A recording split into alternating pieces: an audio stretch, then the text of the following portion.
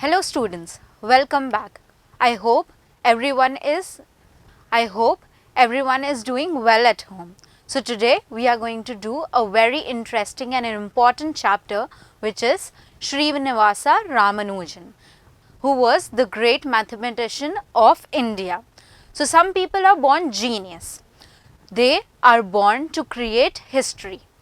Nothing deters them from the path of success. So what do we mean by deter, students? Nothing stops them.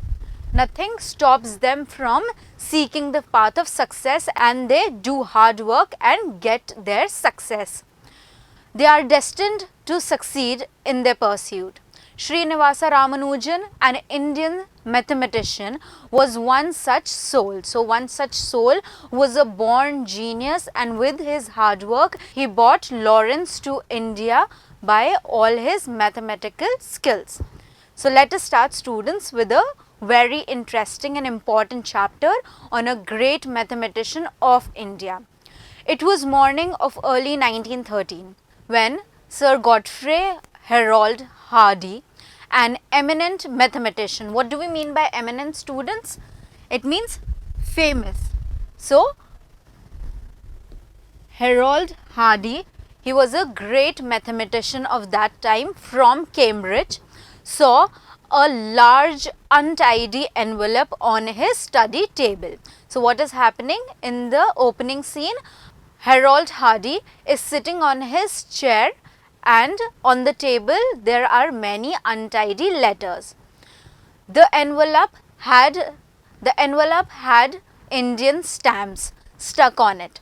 After opening it, he found several sheets of paper with lines after lines of symbols in some strange language written on it.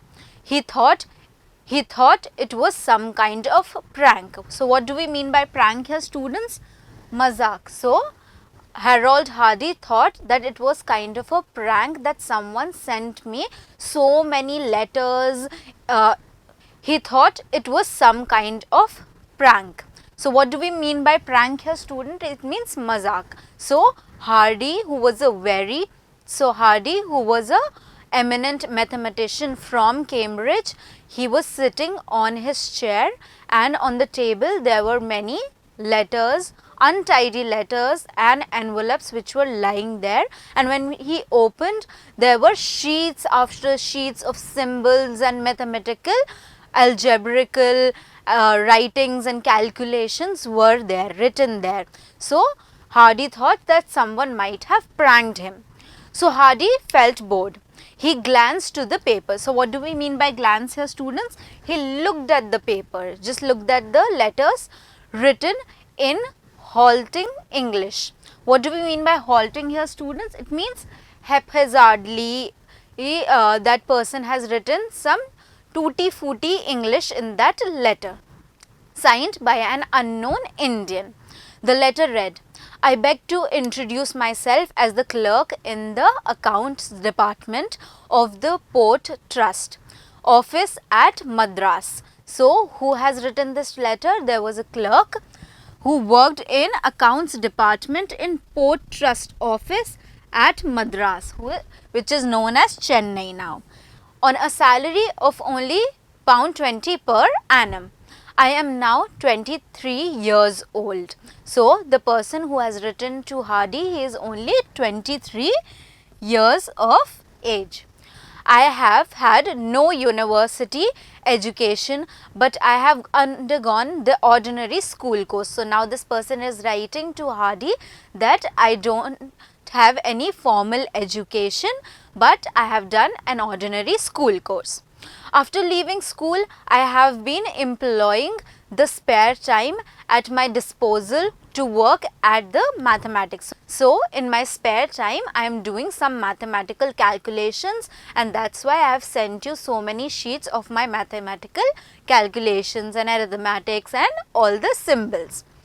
I have made special investigation of divergent series in general. So this person has made an investigation while studying and going forward in his mathematical investigation. He has done divergent series in So he has done a special investigation in divergence series in general, and the results I get are termed by the local mathematicians as startling. So what do we mean by startling here, students?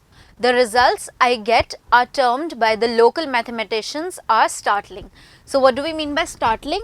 That the local mathematician called all these that Ramanujan put in as surprising investigation.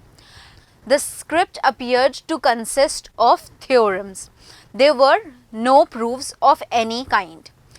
Hardy was irritated. So now Hardy is reading all the letters that this Indian has sent him, and he is getting very irritated by all the theorems that he has written because there are no proofs to prove all the theorems.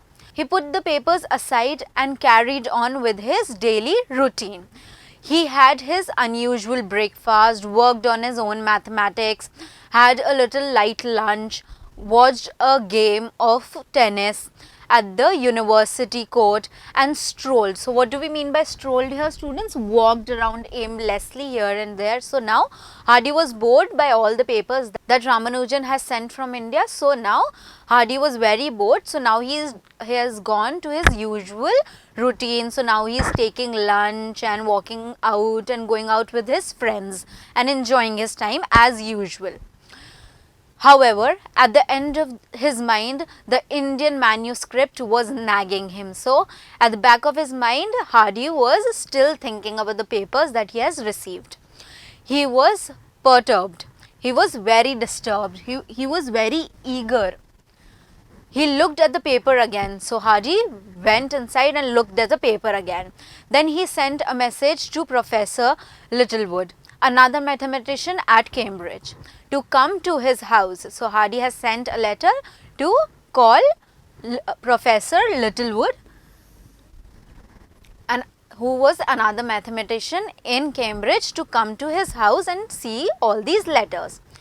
Together, they studied the long list of theorems which the Indian mathematician has sent.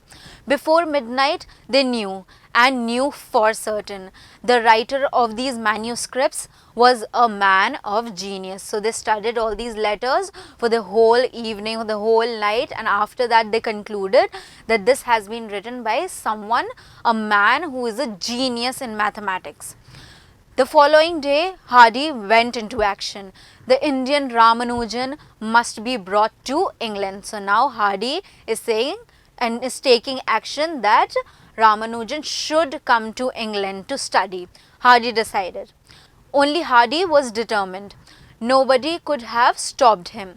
Ramanujan turned out to be a poor clerk in Madras, living on 20 pounds a year. He was born on 22nd of December 1887 in Erode. So where was Ramanujan born, students? In Erode on 22nd December 1887, a small village in Tamil Nadu in South India. When he was 7, he was sent to high school at Kumbakolam, where his father worked as a clerk in cloth merchant's shop. So his father was a clerk in a cloth merchant's shop. He did well at school and showed himself to be an able all-rounder scholar. So what do we mean by scholar here, students? A person who is a genius, who is an all-rounder, and Ramanujan was that kind of person who was an all-rounder scholar, winning prizes for meritorious performance. What do we mean by meritorious? It means that he always used to come first, second and third rank only.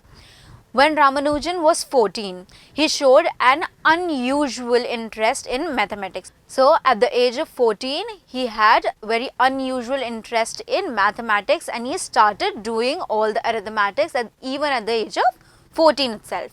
He could solve problems in trigonometry, which even college student had to struggle with. So he was a genius by the age of 14 in mathematics. It was only at the age of 16 that Ramanujan came across a mathematics book by C.S. Kerr. This was an old, outdated book on mathematics containing 6,000 formulas in algebra, in trigonometry, geometry and calculus.